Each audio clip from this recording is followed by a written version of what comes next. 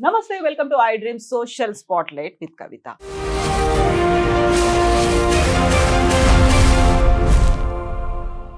రాజకీయాల్లో అందులోనూ పర్టికులర్గా మన తెలుగు రాజకీయాలకి సంబంధించి చూస్తే ఎందుకని ప్రతిసారి ఆరోపణలు విమర్శలు చేయాల్సి వచ్చినప్పుడల్లా ఇంట్లో ఉన్నటువంటి అమ్మలను అక్కలను ఇన్వాల్వ్ చేస్తుంటారు. ఆ భాష లేకుండా ఆరోపణలు విమర్శలు అనేవి ఎందుకు లేవు? దీంతో పాటుగా ఎదుటి వ్యక్తిని విమర్శించాలంటే చీర గాజులు మగతనం మీసాల గురించి ఎందుకు మాట్లాడుకోవాల్సినటువంటి పరిస్థితి ఏర్పడింది? భాష భావదారిద్ర్యం ఎందుకని ఇంకా కొనసాగుతోంది? మనతో పాటుగా ఉన్నారు ప్రియా చౌదరి గారు. ప్రియా మ్యామ్, నమస్కారం. ఎలా అనిపిస్తోంది ప్రస్తుతం ఉన్నటువంటి ఈ సిచ్యువేషన్ ని చూస్తుంటే? సిగ్గుతో తలదించుకుంటున్నాము అనేది కొన్ని దశాబ్దాలుగా అవుతూనే ఉంది, బట్ ఇంకా అదే కొనసాగుతోంది. అసలు గుర్తు పెట్టుకోవాల్సింది ఎవరు? ఎవరు వీటిని మర్చిపోతున్నారు? సిగ్గుతో ఎందుకు తలదించుకోవాలమ్మా? ఎందుకు తలదించుకోవాలి? ఒకటి తొడగొట్టాడు చూసావా, మీసం మెలేసాడు చూసావా, వాడికి ఆ మగతనాన్ని ఇచ్చింది ఒక ఆడది. మర్చిపోయాడా?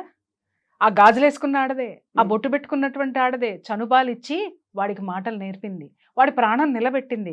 అలాగే ఇంకొక గాజులు వేసుకున్నటువంటి ఆడదాన్ని చెయ్యి పట్టుకునే వాడి ఇంటికి తెచ్చుకుంటే వాడికి వంశాంకురం నిలబడింది. ఎందుకు సిగ్గుపడాలి మనము? వంచుకోవాలి మనము? వాళ్ళే క్యాంపెయినింగ్ చేస్తే ఎగ్జాక్ట్లీ. ఇంకొకటి, ఏ రాజకీయ నాయకుడికైనా ఏ దగుల్బాజీకైనా నేను చెప్తున్నాను, ఇంకొకసారి ఇలాంటి మాటలు మాట్లాడితే ఎవడైనా సరే ఆడాళ్ళు చెప్పు తీసుకొని కొట్టండి. ఎందుకని మాట్లాడుతున్నానంటే, ఎరా ఒక రాజకీయ నాయకుడు పోతే దేంటి ఎలక్షన్స్ కో ఎవరుంటారమ్మా వీడి చుట్టూ? ఈ గాజులే, ఈ బొట్టే, ఈ పూలు పెట్టుకున్నటువంటి మహిళలు ఉంటేనే వాడికి నిండుగా ఉంటుంది, వాడికి ఓట్లు పడేది. వీడు వేసుకునే జోల పట్టుకుని అడుక్కుంటాడు చూసావా, ఎలక్షన్ అనేటటువంటి జోల పట్టుకుని అడుక్కుంటాడే, దాంట్లో వేసే బిచ్చం ఒక ఆడది కదిలితేనే, గుర్తుపెట్టుకోండి. గవర్నమెంట్ మారిందన్నా కూడా ఆడదానిలో మార్పు వస్తేనే, అలాగే ఎవడైనా ఓడిపోయాడంటే కూడా ఆడది విరక్తి అయితేనే, ఆడది తలుచుకుంటేనే అక్కడ రాజ్యాలు కూడా కూలిపోయినటువంటి చరిత్రలు మర్చిపోవద్దు. ఆడది అంత శక్తివంతమైనటువంటి ఆడదాన్ని పట్టుకొని పూలు పంపిస్తా, గాజులు పంపిస్తా, ఈ బొట్టు పంపిస్తా, ఇవి మాట్లాడతావా? నువ్వు మనిషివేనా? అంటే నిన్ను కన్న తల్లి నీకు కనీసం ఒక ఆడదాని యొక్క శక్తి గురించి నీకు చెప్పలేదా? ఆ విలువల గురించి నీకు నేర్పలేదా? నేర్చుకుని రాలేదా ఈ భూమి మీదకి? నిన్ను కన్నది ఒక ఆడదాన్ని మర్చిపోయినావా? అలాగే నువ్వు కట్టుకుని సంసారం చేసి రోజు సుఖపడుతున్నావే, బిడ్డల్ని కన్నావే, ఆడదని మర్చిపోయావా? ఎక్కడ లేదు ఆడది నీ జీవితంలో. ఆడది లేకపోతే ఎందుకన్నా పనికొస్తావా? మొగుడు చచ్చిపోయిన ఆడది శంషేరుగా బతుకుతుంది, పెళ్ళాం చచ్చిపోయిన మగాడిని బతకమని చెప్పమ్మా, బతుకుతాడేమో చూస్తా. అది ఒక ఎనర్జీ. ఎంత ఎనర్జీ అంటే ఇట్స్ ఆ ఫెమినైన్ ఎనర్జీ, లేకపోతే మాస్కులైన్ ఎనర్జీ అనేది చచ్చిపోతుంది. ఆ వాస్తవం ఈ వెధవలకి, ఈ దరిద్రులకి తెలుసో లేదో నాకు తెలీదు, తెలుసుకోవాలి. ఎందుకని తరతరాలుగా అవే మాటలు, నువ్వు మగాడివైతే నీలో మొగతనం ఉంటే అనే మాటలతో పాటుగా నేను చీరగాజులు పంపిస్తాను, ఇది కేవలం మగవాళ్ళు మాట్లాడుతున్నటువంటి మాటలు కాదు, ఆడవాళ్ళు కూడా మాట్లాడేటువంటి మాటలు. ఎలా చూడొచ్చు? అసలు మార్పు వచ్చిందా లేదా? మార్పు అనరమ్మ దీన్ని. ఏమంటారు అంటే పతనం అంటారు. ఆ ఆడవాళ్ళకు కూడా, మాట్లాడేటటువంటి ఆడవాళ్ళకు కూడా సిగ్గుందా? నువ్వు గాజులు వేసుకుని వచ్చి కూర్చునే మాట్లాడుతున్నావు, నువ్వు బొట్టు పెట్టుకుని వచ్చి కూర్చునే మాట్లాడుతున్నావు, నువ్వు పూలు పెట్టుకుని కూర్చొని నీ అందాన్ని నువ్వు రెట్టింపు చేసుకుంటున్నావు. నువ్వు చీర కట్టుకుంటేనే నీకు ఆ హుందాతనం, గౌరవం అనేది దొక్కుతుంది. ఇవన్నీ నీ దగ్గర పెట్టుకొని అవి ఒక పనికి మాలిన వాడికి ఇస్తానంటే నువ్వు సపోర్ట్ చేసేదాన్ని నిన్ను ఆడదనాలా, లేకపోతే ఇంకా ఏదైనా గ్రహం నుంచి ఊడిపడ్డావని చెప్పేసి అని మాట్లాడాలా? నిన్ను నువ్వు కించపరుచుకుంటూ దేనికన్నావు నువ్వు ఆ మాట? ఈ ఆడవాళ్ళందరూ ఈ మాట మాట్లాడిన వాడికి పైగా వాళ్ళు మాట్లాడుతూ ఉండేటటువంటి ఆడవాళ్ళందరికీ నేను ఒక్కటే ప్రశ్న నేను అడుగుతున్నాను. ఏ పదవుల కోసము, ఏ కుమ్మక్కుల కోసము, దేనికోసం ఇంతగా దిగజారిపోయి మాట్లాడుతున్నారు? ఇంకొక విషయము, ఆడవాళ్ళు మీరు మాత్రమేనా? ప్రపంచంలో 132 కోట్ల మందిలో ఎంతమంది ఆడవాళ్ళు ఉన్నారు? వాళ్ళందరి గురించి మాట్లాడే హక్కు మీకు ఎక్కడుంది? వాళ్ళందరి శక్తిని కించపరిచేటటువంటి హక్కు మగకి కానీ ఆడగదానికి కానీ ఎక్కడుందమ్మా? వీళ్ళందరూ దేనికోసం మాట్లాడుతున్నారు? వాడు వెనకమాల నిలబడితే పదవి ఇస్తాడేమో, వాడు వెనకమాల నిలిపిస్తే రాలుస్తాడేమో, ఆ బిచ్చం కోసమో లేకపోతే దానికోసమో కనీసం వీళ్ళ అస్తిత్వాన్ని దిగజార్చుకుని మరి ఉండేటటువంటి అక్కడ మాట్లాడినటువంటి జాతి ఎవరిది కూడా ఆడజాతి అయితే మాత్రం కాదు. ఇది మాత్రం స్పష్టంగా చెప్తాను. ఎటువంటి సంబంధం లేని ఇంట్లో ఉన్నటువంటి పెద్దవాళ్ళు మహిళల్ని, అందులో వాళ్ళు చనిపోయి కూడా ఉండొచ్చు, వాళ్ళని కూడా వదిలిపెట్టకుండా ఇందులోకి లాగడం అనేది, అది కూడా ఒక పర్టికులర్ టర్మ్ని యూజ్ చేసి ఉమ్, ఆ కొడక, ఉమ్, ఈ కొడక. ఉమ్. ఎవరిని డిమీన్ చేస్తున్నారు వీళ్ళు అసలు? ఒక సినిమాలో ఒక డైలాగ్ ఉంది నాకు బాగా చాలా బాగా ఇష్టం అది. ఉమ్, కృష్ణం వందే జగద్గురు ఆ, సినిమాలో ఆ ఉమ్, హీరో మాట్లాడతాడు, ఉమ్, హీరోయిన్ మాట్లాడుతుంది హీరో తోటి. అమ్మా నాన్న పడుకుంటే నేను పుట్టాను అనుకున్నవాడు పశువవుతాడు, అమ్మా నాన్న ప్రేమకి ప్రతిరూపంగా నేను పుట్టాను అనుకున్నవాడే మహాత్ముడు మహానుభావుడు అవుతాడు. వీళ్ళు ఎట్లా పుట్టారనేది వాళ్ళ ఆలోచించుకోవాలి. ఇంకెంతకు మించి నేను ఉదాహరించాల్సిన అవసరం లేదు తల్లి. ఉమ్. అంటే వాళ్ళు ఇలాంటి తర్కం మాట్లాడుతున్నారంటే వాళ్ళ యొక్క ఆ ఆలోచన జ్ఞానము ఏ స్థాయిలో ఉంది ఇంకా చెప్పాల్సిన అవసరం ఉందా? ఉమ్, ఏ స్థితిలో వాళ్ళు ఏ కుటుంబం నుంచి పెరిగారు, ఏ విలువల మధ్య, విలువల లేనటువంటి కుటుంబం నుంచి వచ్చిన నేపథ్యం నుంచి వచ్చినటువంటి ఈ దగుల్బాజీలందరూ ఇవాళ మనకి నాయకులై కూర్చున్నారు. వీళ్ళు చేసేటటువంటి చట్టాలు ఈ విధంగా. ఇంకొక విషయం ఏంటంటే, ఇలాంటి వెధవల్ని వెనకేసుకుని వచ్చి కూర్చునే ఆడవాళ్ళు ఉన్నారు చూసావమ్మా, మహాతల్లులు మహాత్ములు. మరి వీళ్ళు కూడా అదే తిట్లు పడుతూ ఆ తిట్లని పంచుకుంటూ ఆ తిట్లని ఎంజాయ్ చేస్తూ ఉన్నారు అనంటే మరి ఈ జాతిని తీసుకెళ్ళి మనం ఏ స్పేస్లో పెట్టాలి అనేది కూడా ఒకసారి మనం ఆలోచించాల్సినటువంటి అవసరం. తల్లులు ఎందుకు వస్తారమ్మా దీంట్లో? ఎందుకు వస్తారు? తిట్టేటటువంటి హక్కు నీకెక్కడుంది? ఒక తల్లిని నువ్వు అవమానించావు అనంటే, ఒక ఆడదాన్ని నువ్వు అవమానించావు అనంటే, నేను ఒక్కటే ప్రశ్న వేస్తున్నాను. నేను అదే వూంబ్ నుంచి నువ్వు వచ్చావు, గుర్తుందా? ఇంకొకళ్ళు ఇంకా పచ్చి బూతులు తిడతా ఉంటారు, అట్లా చేస్తా ఇట్లా చేస్తా. ఆ వూంబ్ నుంచే, ఆ వజీనా నుంచే నువ్వు వచ్చావు. మర్చిపోయావా? గౌరవించాలి. ఒక పాట గుర్తుందమ్మా నీకు? మర్మస్థానం కాదది నీ జన్మస్థానం, మానవతకు మోక్షమిచ్చు పుణ్యక్షేత్రం అని మహానుభావుడు మన వేటూరి సుందరరామూర్తి గారు రాసిన అద్భుతమైనటువంటి వాక్యాలమ్మా అవి. ఎప్పుడు నేర్చుకోవాలి వీళ్ళు? మళ్ళీ బళ్ళో చేరాలి వీళ్ళందరూ. నేను చెప్తున్నాను, ఎన్టీ రామారావు గారు ఈ రాజకీయ నాయకులందరికీ స్కూల్ పెట్టాడు ఆయన. ఏం మాట్లాడాలి, ఎలా మాట్లాడాలి, ఏ శబ్దం పలకాలి, ఏ మాటలు పలకాలి, రాజకీయాన్ని ఎలా విమర్శించాలని ఆయన ప్రతి ఒక్కళ్ళకి పదం దగ్గర నుంచి మాట దగ్గర నుంచి ట్రైన్ చేసుకుని రాజకీయ నాయకుల్ని బయటికి పంపించినటువంటి చరిత్ర ఉన్నటువంటి రాజకీయ లీడర్లను మనం చూసామమ్మా. అలాగే ఇంకా చాలా మంది ఉన్నారు, మనం ఇట్లా చెప్పుకుంటూ పోతే. వీళ్ళలాగా భ్రష్టు పట్టి రోడ్డు మీదకి వచ్చారా? చదువు సంధ్యాలేని అన్ఎడ్యుకేటెడ్ ఫెలోస్ అమ్మా వీళ్ళందరూ. ఈ మాట మాట్లాడిన వాడు కానీ ఎడ్యుకేషన్ అంటే పుస్తకాలు చదువుకుని డిగ్రీలు తెచ్చుకునేవాడు కాదమ్మా, జ్ఞానం నేర్చుకున్నటువంటి వాడు, ఒక తల్లిని పూజించేటటువంటి వాడు, తల్లంటే విలువ లేనటువంటి వాడు. ఆ తల్లి వాడికి ఆ స్త్రీతత్వం యొక్క గొప్పతనం ఏ తల్లి అయితే చెప్పకుండా పెంచుతుందో అలాంటి వాడే ఈ మాట మాట్లాడేటటువంటి ధైర్యం అనేది చేస్తాడు. ఆ చరువు ఆ వాడిలో నుంచి వచ్చే మాటలు కూడా అలాగే ఉంటాయి. ఆడవాళ్ళకు కూడా నేను చెప్తున్నాను, మీ నాయకుడు ఇలాంటి మాటలు మాట్లాడుతున్నారంటే అతని కింద పని చేస్తే మీ పరిస్థితి ఏంటి? మీరు గౌరవంగా ఉన్నారని మాలాంటి వాళ్ళు ఎలా అనుకుంటారు? మీరు వాడిని వెనకేసుకొస్తున్నారు, వాడి కొమ్ము కాస్తున్నారు. ఇవాళ రాజకీయాలు ఎలా అయిపోయినాయి అంటే ఒక కులం, ఒక వర్గం, ఒక మతం, ఈ విధంగా అయిపోయి కూర్చుంటంతో ఇక్కడ విలువలు లేకుండా వలువలు వదిలేసి మరీ తిరుగుతూ ఉన్నారమ్మా. ఇక్కడ నేను చాలా వరకు కూడా నేను ఈ పొలిటికల్ అనలిజం కానీ పొలిటికల్ సబ్జెక్ట్ వదిలేసి దాదాపు 10 సంవత్సరాలు అయింది. నేను పోలేదు. కారణం ఏంటంటే, ఎప్పుడైతే వ్యక్తిగతమైనటువంటి పదాలు ఈ రాజకీయ నాయకుల నోట్లో నుంచి వస్తున్నాయో, ఒకప్పుడు మేము ఇంటర్వ్యూలకు వెళ్ళామంటే వ్యవస్థాగతమైనటువంటి ప్రశ్నలు మాత్రమే అడిగేవాళ్ళం, రాజకీయ పరమైనటువంటి వాళ్ళు కుంభకోణాల గురించి అడిగేటటువంటి వాళ్ళం, అలాగే ఇష్యూస్ సమాజంలో జరిగేటటువంటి సిచ్యుయేషన్స్ మాట్లాడేవాళ్ళం. వాళ్ళు కూడా తదనుగుణంగానే సమాధానం చెప్పేవాళ్ళు. చదువుకున్న రాజకీయ నాయకులు, చదువుకోని రాజకీయ నాయకులు కూడా చాలా ఆ భాషని ఎంత అద్భుతంగా మాట్లాడేటటువంటి వాళ్ళు. వ్యవస్థ గురించి మాత్రమే ఉండేది, అక్కడ ఉన్నటువంటి వ్యవహారాల గురించి మాత్రమే ఉండాలి. కానీ ఎప్పుడైతే వ్యక్తిగతంగా దిగజారుడుతనమైనది స్టార్ట్ అయిందో ఆ నిమిషాన్ని నేను రాజకీయాలు వదిలేసా. ఆ నిమిషానే అసలు ఆ వెర్షన్ జోలికి నేను వెళ్ళటం మానేయడానికి కారణం ఏంటంటే, ఇది అసలు మనం ఉండదగినటువంటి విషయం అయితే మాత్రం కాదు. ప్రక్షాళన దీన్ని చెయ్యాలి అనంటే ఎక్కడైనా సరే ఎత్తు ఎత్తు ఎత్తు పెట్టుకుంటూ వెళ్తే ఏమవుతుందమ్మా, కింద బేస్మెంట్ సరిగా లేనప్పుడు ఖచ్చితంగా కూలిపోతుంది. ఆ ఎత్తు పెరిగిన రోజునే ఇది కోలుతుంది అనుకోనే నేను బయటకు వచ్చేసాను. చాలా వరకు కూడా అసహ్యం వేస్తుంది, బాధ వేస్తుంది. ఇంకొకటి, రాజకీయ నాయకురాళ్ళు కూడా మైకుల ముందు కూర్చొని వాడితో ఏం తీసుకున్నావు, నీ మొగుడు అక్కడికి పోయినాడా, నీ మొగుడు ఎవడితో తిరుగుతున్నాడు, సిగ్గు లజ్జ జ్ఞానం ఏమన్నా ఉందమ్మా? నువ్వు ఒక మాతృమూర్తివి కాదా? నువ్వు ఒక భార్యవి కాదా? నువ్వు ఒక నాయకురాలివి కాదా?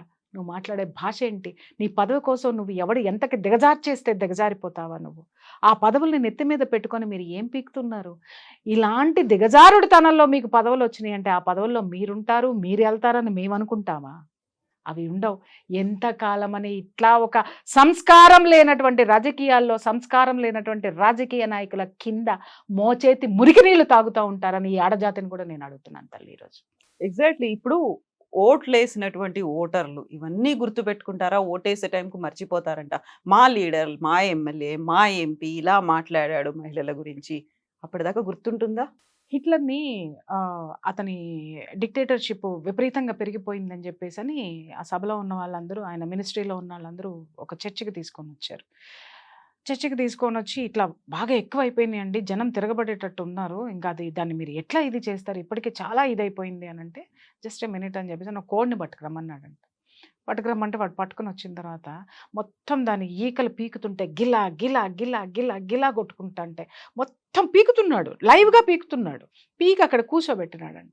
కూర్చోబెట్టి ఇంత బియ్యపు గింజలు అది సోలిపోయే టైంకి ఆ నీళ్ళది పెట్టి నీళ్ళు ఇట్లా చిలకరించి ఒక గింజలు పడేశాడంట.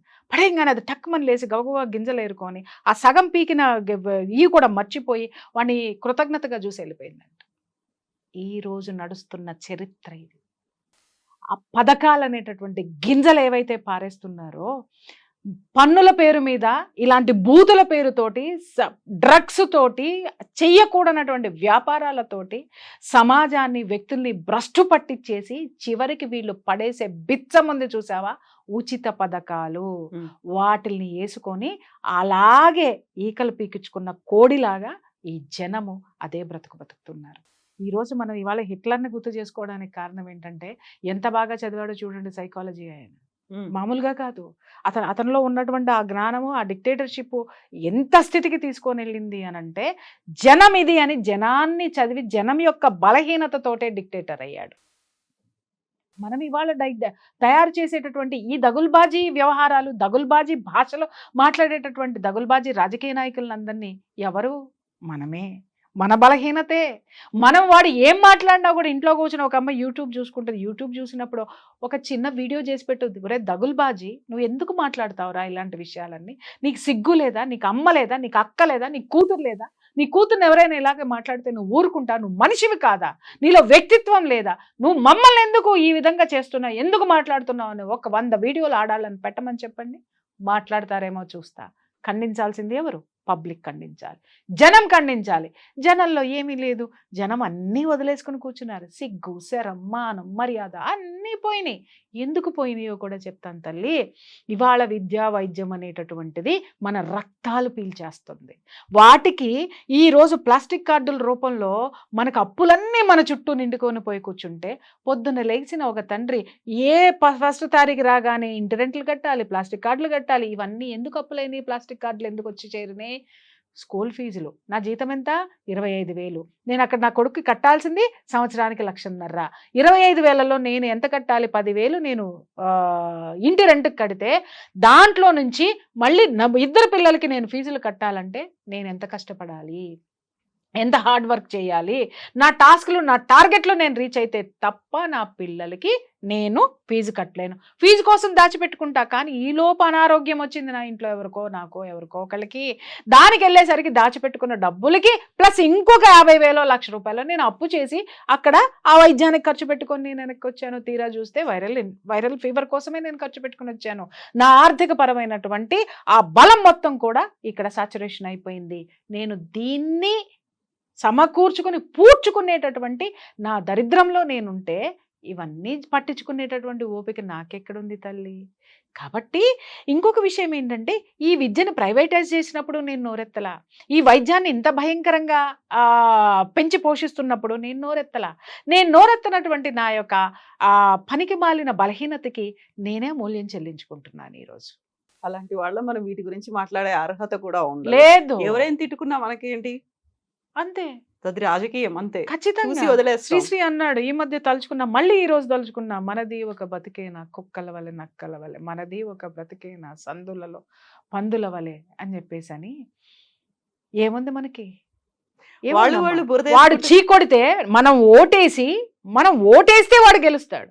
వాడు చీ కొడితే మూసుకుని ఇంట వాడు గెలిచిన తర్వాత చీ కొడతాడు, మూసుకుని ఇంట్లో కూర్చోవాలి, వాడు ఏం చెప్తే అది వినాలి. పంది బురద గుంటలో ఉన్నప్పుడు అంతా పంది అనుకుంటదంటమ్మా, చీ బతుకు కాదు, ఒడ్డున వెళ్ళేటటువంటి లేడీని చూసి అనుకుంటా దాని అంత అందంగా బతకాలి, దాని అంత అద్భుతంగా నడవాలి నేను, బురదలో నుంచి బయటకు వచ్చి ప్రయత్నం చేస్తుందంట. కొంత దూరం వెళ్ళంగానే అలసిపోయి అబ్బా బురదలోకి వెళ్ళి రెస్ట్ తీసుకుందాం అని మళ్ళీ బురదలోకే వస్తుందంట. ఊరికినే పోల్చలేదు శ్రీశ్రీ. అంటే చీ కొట్టినా కూడా మళ్ళీ అక్కడికే వచ్చి చేరుతున్నాం, బ్రతకాలని బయటకు వచ్చినా కూడా మళ్ళీ అదే తత్వంలోకి ఆ బురదలోకి వెళ్ళిపోతున్నాం. అంటే నిరంతరము నిత్యము మనలో ఒక ఎన్లైట్మెంట్ అనేది ఒకటి ఉండాలి అమ్మ. ఎన్లైట్మెంట్ ఇచ్చేటటువంటిది ఏంటి అంటే విద్య, జ్ఞానం. ఆ జ్ఞానం ఎప్పుడైతే ప్రతి మనిషిలోకి వస్తుంది, ఇవాళ ప్రతి ఒక్కడు చదివే పుస్తకాల్లో ఏ స్కూల్లో నీకు మోరల్స్ నేర్పించేవాడు ఉన్నాడు, సోషల్ వాల్యూస్ ఎవరికి తెలుసు, సోషల్ రెస్పెక్ట్ ఇవ్వడం ఎవరికి తెలుసు, పేరెంట్స్కి రెస్పెక్ట్ ఇవ్వాలని ఎవరికి తెలుసు. ఇవాళ ఏ పిల్లనైనా సరే సెకండ్ క్లాస్ పిల్ల దగ్గర నుంచి 30 ఏళ్ళు వచ్చిన వాళ్ళని ఏ ఆడపిల్లని కదిలించి ఏ మగపిల్లాన్ని కదిలించు.